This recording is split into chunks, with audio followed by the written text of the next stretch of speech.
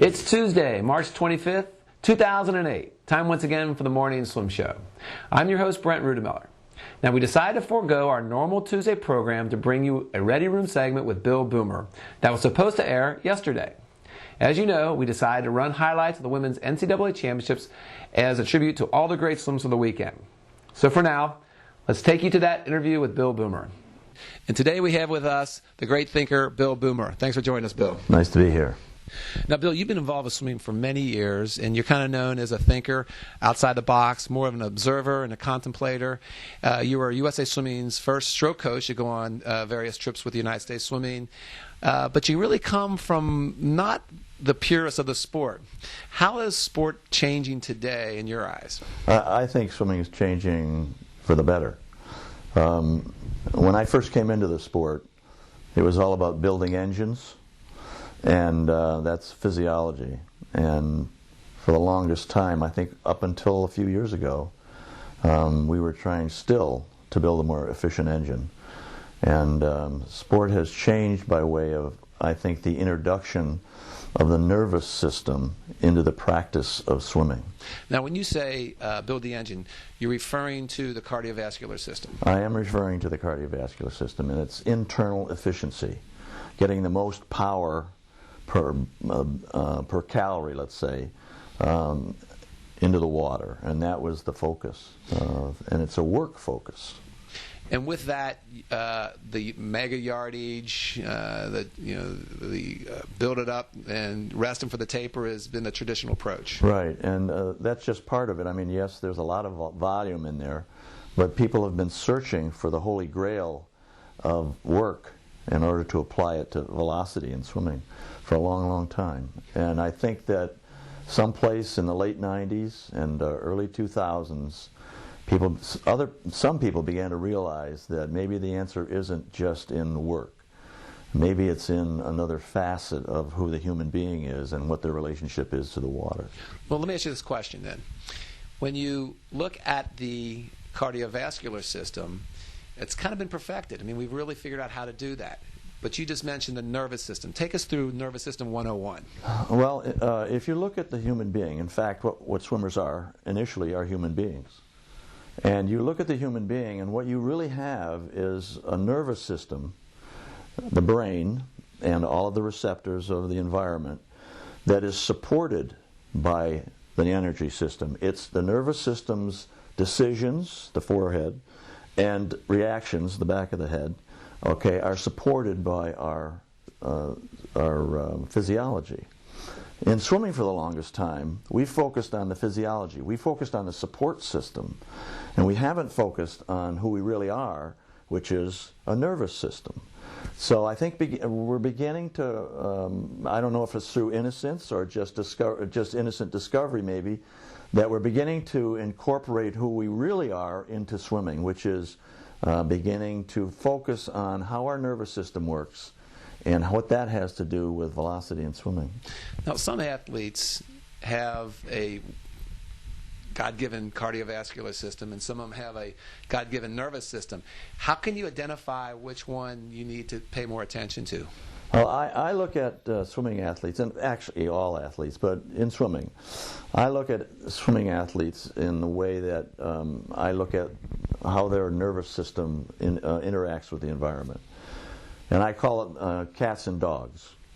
Okay, a cat, if you look in the natural world, a cat lives in that world, exists in that world, survives in that world in a totally different way than the dog does. A dog is more about the efficiency of the engine. They run down their prey. They work hard, okay, and they accomplish what their goals are, but it's through a totally different mechanism. They're in a pack most of the time. And so when I look at swimming athletes, and I look at those athletes that are successful through work and volume, and a physiological approach, then I think of those athletes as dogs. And there's nothing wrong with that. It's just that's that side of the nervous system approach. And if you look at the cat world is made up of a lot of different species. Like the leopard is a killer.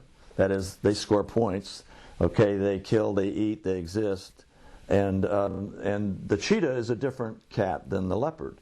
But they're both cats, okay? The cheetah might be the 50 person in swimming. They burn really, really hot, and their nervous system is really involved. And after they have a short, fast burn, they may need 3-4 hours before they can burn again.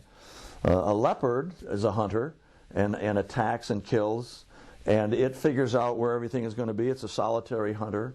It's like the cheetah. But it may be able to hunt more often. It may be able to swim more events in a meet. But it's still a leopard. It's not a dog. So even though the leopard could swim more events in a meet, doesn't mean you treat it like a dog in practice. Because if you treat a leopard, a cat, like a dog in practice, their adrenal system goes to pot. They get sick, and eventually they leave the sport because they can't exist comfortably and healthfully in the sport. Now that's a good point. For the majority of the time, have most of the coaches been training all the athletes like dogs? In my experience, most athletes are trained like dogs. And it's interesting that if you look back on some of your own athletes, coaches, that those athletes that said they were sick or they had an excuse to do this or not to do that, a lot of that is basically protecting themselves from the work. Not that they don't want to do the work, okay, they don't want to do that kind of work. That's the kind of work that would drive them out of the sport. They want to do different kind of work, a more intense kinds of work with a little bit more rest and a little bit more skill oriented, because a cat has to know where they're going to meet the prey. They can't run it down. They can't get a pack to go after it. They have to be right on the mark, and you have to be right on the mark in the water as a cat, a swimmer. So they're totally different. But we're not treating cats and dogs differently in practice. We haven't up to this time. All right. What I'm seeing a little bit of is that you look around, and some coaches are beginning to treat their cats like cats, and all of a sudden they're getting performance out of those people. And it isn't like those people are not ready and willing to sacrifice for the sport, but it's just that you have to treat the human being as they are. You cannot treat that human being as you hope they would be.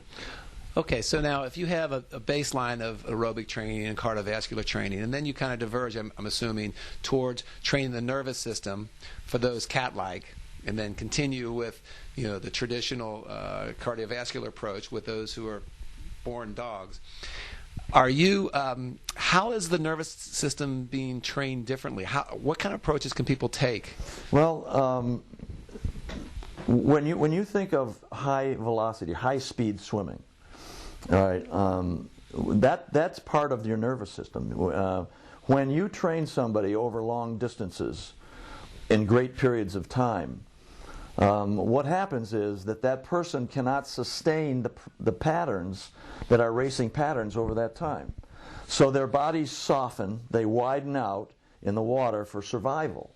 That widening out, softened body posture is the posture that they then have to race with.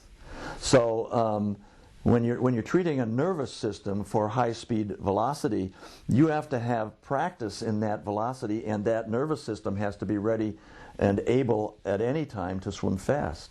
So you treat that person and how you design their practice so that their nervous system is always acquiring racing information, not practicing information.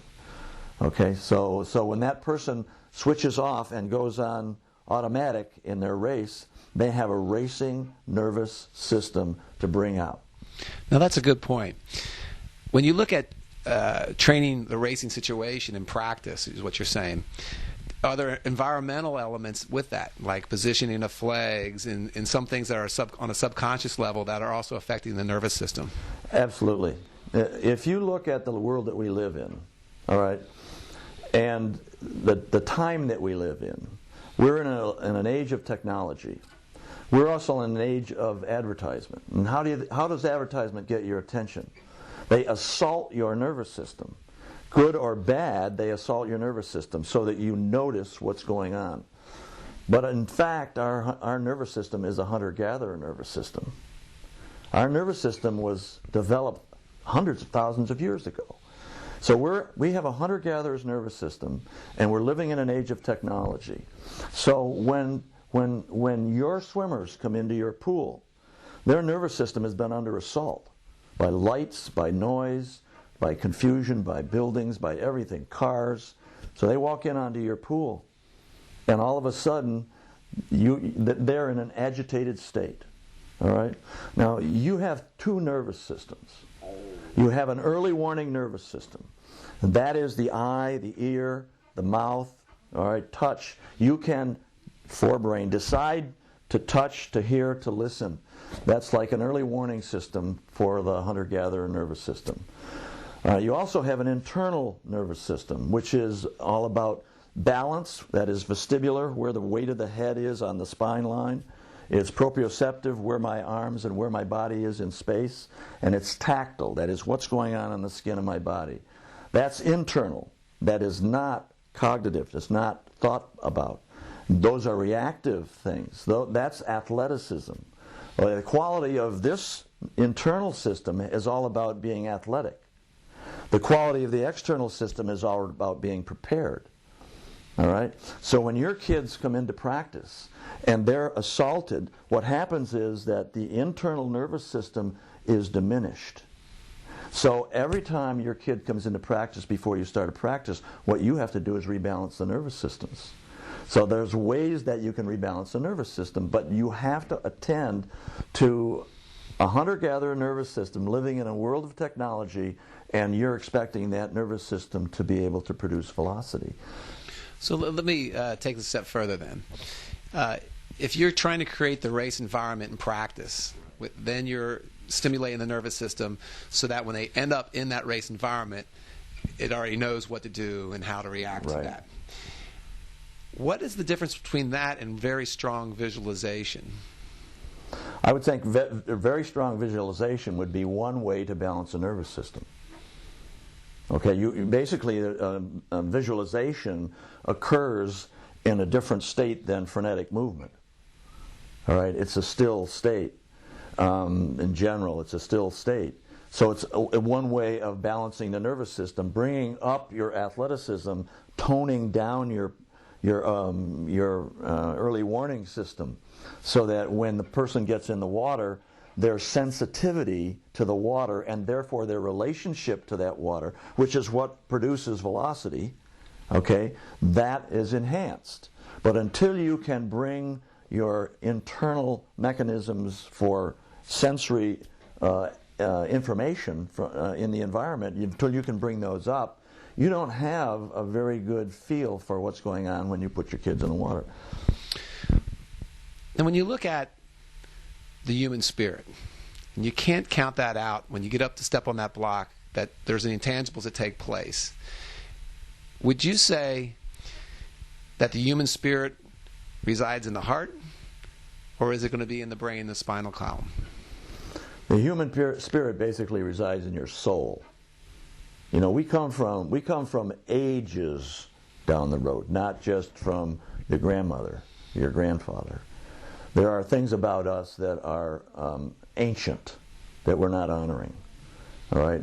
If we began to honor who we really were, just the nervous system itself, which is a hunter-gatherer nervous system, you would be doing different things before you get up on the block, maybe, okay? Right now, the things that we do before we get up on the block are about our physiology, pretty much. If the lion is the king of the cats, is Gary Hall the king of the cats here? Gary Hall is the king of the cheetahs. All right, he's a pure cat, and not only is he a pure cat, but he operates like a cat out of the water. He will not let anybody make a dog out of him, and he hasn't for his whole life, and that's the reason he's been successful. Would you put Dara Torres in the same category? Dara Torres is a cat born, treated like a dog, made into a dog early in her career, left swimming, and became a cat again. All right, came back into swimming and was treated like a cat. All right, and I think she's still being treated like a cat, and so she's being very, very successful. But you can't make a cat into a dog, and you can't make a dog into a cat. People try to do that. People leave the sport. Janet Evans, the all-time distance greatest. Is she a classic dog, or is she a hybrid? She may be a little bit of a hybrid. If you watch her swim underwater, her freestyle was innovative, and we never realized it. She's basically body surfing underwater with her off of her hips in her freestyle. So she had a little bit of an arm throw harmonic in her freestyle, and so she had a really different freestyle. And I don't really know the background of her training, except that I think it was some volume, but she did have a little different freestyle. And where was Mark Spitz in his time? Mostly in the first place.